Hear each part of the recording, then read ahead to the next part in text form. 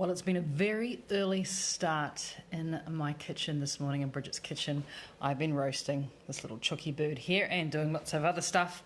Gearing up for Christmas, would you believe? I'm doing lots of Christmas recipes, so testing lots and lots of Christmas recipes. But what I did very early this morning is I decided it was time to cook a bit of a chicken, and I want to show you guys. I have released this recipe before. I call this television chicken, and the reason I call it television chicken, hi Julie, how are you?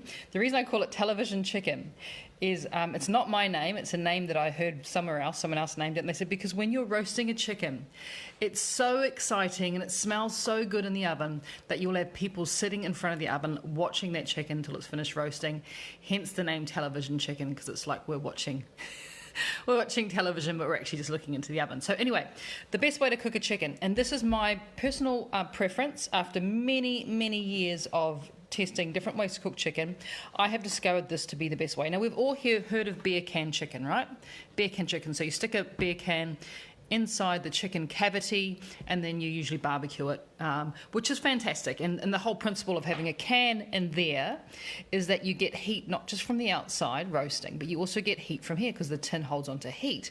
But I've actually taken it another step, and I'm just going to show you. Now, I hope I can do this because the chicken's just come out of the oven, so he's actually really hot. But in this tin, no, I can't show you. I'm just going to tell you, in the tin, I'm not using a beer can, obviously. It's not a beer can. It's just a normal tin. I think it once had tomatoes in it or something like that. Tipped all the tomatoes out, took off the label, and the tin is open. And then into the tin, I actually put water, about that much water, into the tin. And then into the water, I put herbs and I put garlic bulbs and I put all sorts of beautiful things like that. Now, those flavors are going to help to flavor and permeate the meat as it cooks. But the best part about having the water in there is the chicken actually steams and remains really moist. So moist, in fact, can you guys see? Look at that. Did you just see that? That is the juices, natural juices coming out of the chicken when it's cooked. So you will have the most moist, let me just break a little wing off here. The most moist chicken, come closer to Mr. Chicken. Yeah. The most moist chicken you could possibly imagine. Just look at, can you guys see how tender and moist? That is just, oh God, that's wonderful.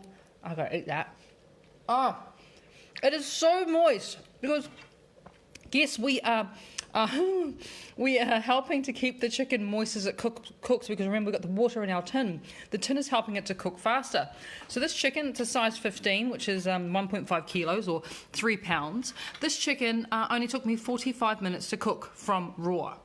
In the oven, 45 minutes. Look at the skin, lovely and crispy. There is no oil on there. There's no added fat. All I did was sprinkle a little bit of Himalayan salt on there and popped it in the oven for 45 minutes on his little tin. And I'm going to keep that tin because that is now my chicken roasting tin. Had him in the oven there 45 minutes, and he is so gorgeous that you just can see all the juices. Oh, look at that. Look at the juices there. So another way to tell how to test if your chicken is cooked. I have one of these. This is a digital meat thermometer. Digital, so it's got a metal end there. And the best way to tell if your chicken is cooked, firstly, you could just insert a little knife into the join there between the drum and the body. Insert a little knife. And if those juices run clear, then you know your chicken is cooked. And you also want to look at the colour of the flesh just in there. If it's white, and obviously not pink or red, you know it's cooked as well. I like to be a bit more exact. I use my metal meat thermometer. I try and put it into there. Keep it away from the tin though, and you want to get as much of the actual metal part into the, so you can see the temperature gauge going up there. You want to get as much of the metal part into the meat as possible. It's going to give you a more accurate read. And what I'm looking for is the perfect internal core temperature for a cooked chicken is 70 degrees, not 65. Once it gets to 70, I know it's 70 because I've tested it before, but once it gets to 70 degrees, which is, I can't remember what it is in Fahrenheit, there you go. That chicken is cooked. It's probably just a little bit overcooked because I did leave it in there a little bit longer than I normally would, but it was 45 minutes. Grab yourself one of these. These are a lifesaver. They are literally $5 or $6, maybe $10 at a kitchen chef store. Make sure it's got a metal end, digital read. You can go from Celsius. You can also do Fahrenheit as well. There you go. So 70 degrees Fahrenheit is just a bit above what it is now. Insert as much of the metal into the meat. You can do this with pork, chicken, beef, whatever you're using. But just remember, chicken, the perfect internal core temperature for chicken is 70 degrees. And you will get this tender, moist chicken. You can just see all the juices and all the fat stripped away. So it's really healthy as well. So there you go.